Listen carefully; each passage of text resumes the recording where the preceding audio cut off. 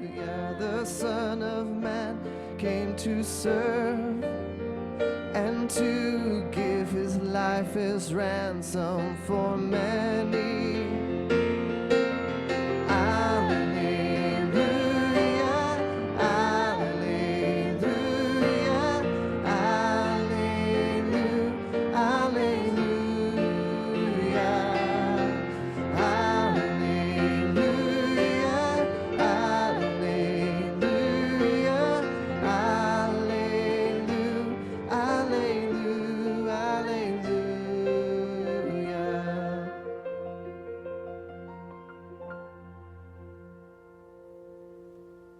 The Lord be with you. A reading from the Holy Gospel according to Mark. James and John, the sons of Zebedee, came to Jesus and said to him, "Teacher, we want you to do for us whatever we ask of you." He replied, "What do you wish me to do for you?" They answered him, "Grant that in your glory we may sit one at your right and the other at your left." Jesus said to them, "You do not know what you are asking. Can you drink the cup that I drink, or be baptized with the baptism which I am baptized?" They said to him, "We can."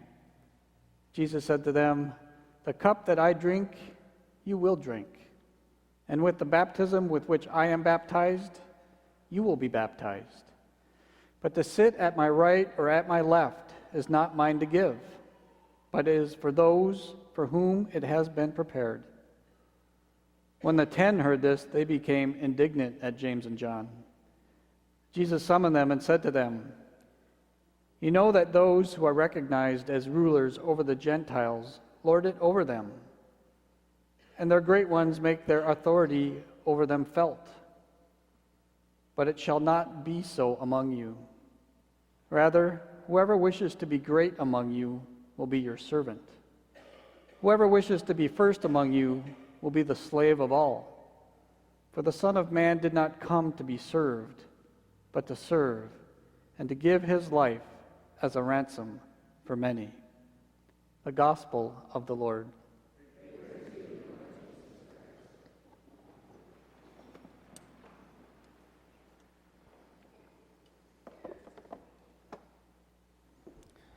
So like Father was saying earlier, these disciple guys, they just don't get it, do they? You got James and John asking Jesus to make them the greatest. And it seems like we just went through this a couple weeks ago, didn't we? Remember, they were walking with Jesus, and they were arguing who was going to be the greatest. And what did Jesus do? He pulled them in and told them, if you want to be the greatest, you need to become the least of all. You need to become the servant of all. So here they are again, doing the same thing, trying to be the greatest.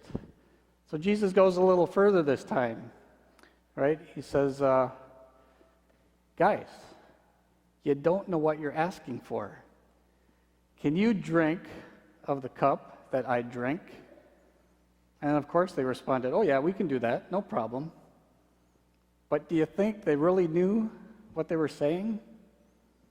Because the cup that Jesus drank, it took him somewhere. It took him right there. It took him to that cross. It took him to suffering, and it took him to death. So he knew that, but they didn't know that. So he's kind of asking them, okay, James and John, can you drink of the cup I drink? Can you suffer and die for me?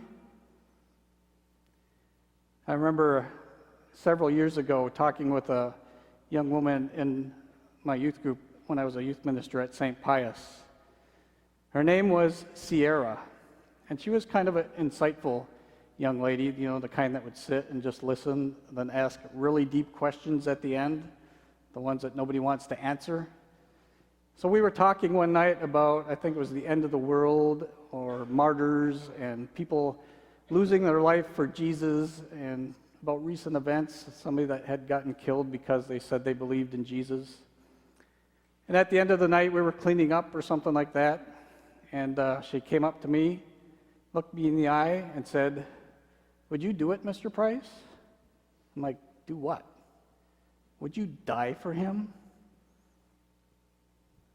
In that instant, I was speechless, and I could barely breathe, because what I saw was Jesus standing right there, looking me in the eye and asking me, would you die for me? So what would your response be right now, right here, in the pew where you're sitting right now? What would you say? How would you respond to Sierra? How would you respond to Jesus? Because he's asking all of us that question right here tonight. Can you drink the cup that I drink? And we know where it leads. It leads there. It leads to suffering. So how would you respond?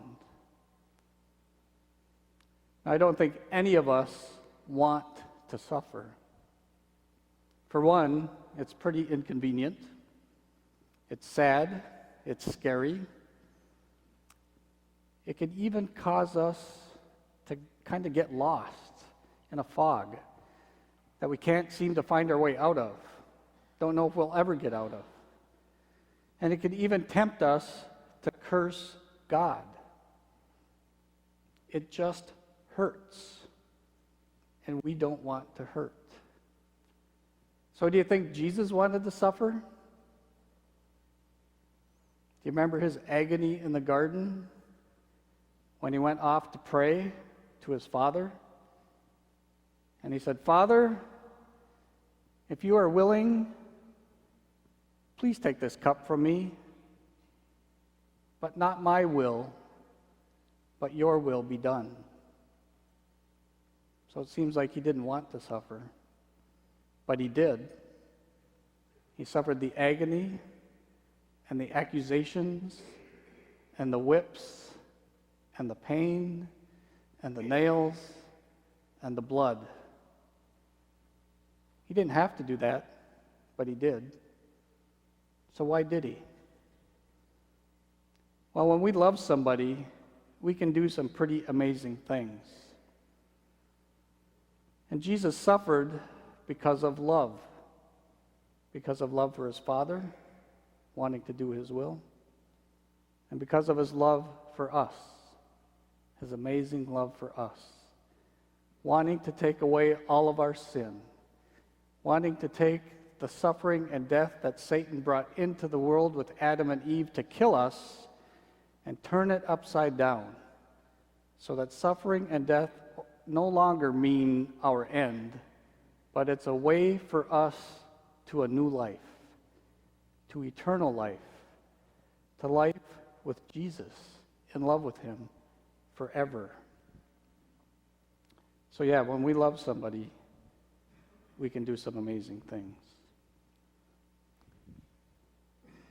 So, if we are disciples, and we are growing closer to Jesus, we should expect to suffer, even though we don't want to, but we will, because of love, because we love him, and because we love others. So, a couple things we need to know about suffering, though. One, Saint John Paul II said that suffering releases love. So in the middle of it all, we can experience profound love. Love from others and the love of Jesus. I remember driving home from my mother's funeral earlier this year. I was by myself, and I was really by myself, because in the UP there are no other cars on the road except your car. So I was by myself thinking of all the people that were there, caring for me, for my family, people that I hadn't seen in well over 30 years, people that used to take care of me when I was a kid, people that drove all the way from here, all the way up there, 10 hours in the middle of nowhere, just to be there for that day. And I could start to feel that love. And I realized how the love of Jesus flowed through these people to me to love me too. And it was kind of weird because this love, it felt heavy. It's like it was pushing down on me. And I was getting overwhelmed to the point where I had to pull over and just not yell, but shout out to Jesus, Jesus, am I really worth all this love? It's just me. That brings us to the second thing to know about suffering. We don't have to do it alone. If we let them, other people will come and sit with us in our suffering. Sometimes they'll come with a lot of words and a lot of advice, but those people don't stay around long. And that's okay, because when we're suffering, we don't want that. We just want somebody to sit with us in our suffering, just to be with us. And if we can't feel the presence of another person, we can always count on the presence of Jesus to be with us in our suffering.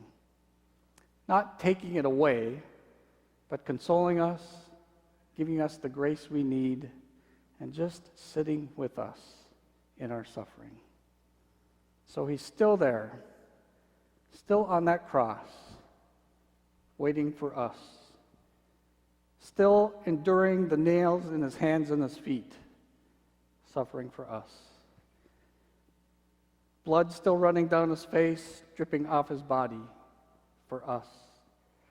Still struggling to take a breath so he can remain with us in our suffering until it's finished, never leaving us to do it alone. I remember listening to a guy named Matt Leonard, I think, and he said, when you're suffering, look at the cross. So when you go to school or you go to work and you suffer because you feel rejected or excluded, and that people are talking about you or gossiping about you, look at the cross. He's there, suffering with you. And if someone you love leaves and you suffer loneliness, look at the cross. He's suffering with you. And if you suffer because you're scared, because you got sick or a loved one got sick, look at the cross. He's suffering with you. And if someone you love dies, and you suffer from loneliness and confusion and anger and everything else, look at the cross. He's suffering with you. When we love somebody, we can do amazing things. When we love Jesus and truly grow as his disciple, we really can drink from the cup that he drinks. We really can suffer with him, allow him to console us, and we can rise with him. So yeah, Sierra, I would.